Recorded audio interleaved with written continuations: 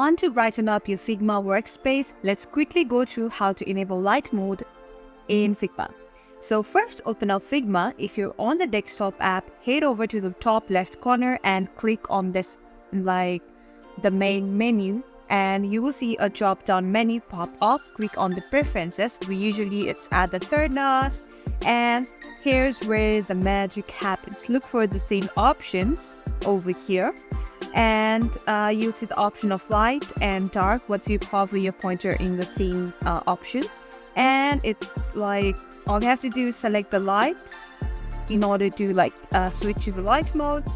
And just like that, your Figma interface is fresh and bright. It's perfect for daytime working, or if you just love a lighter aesthetic.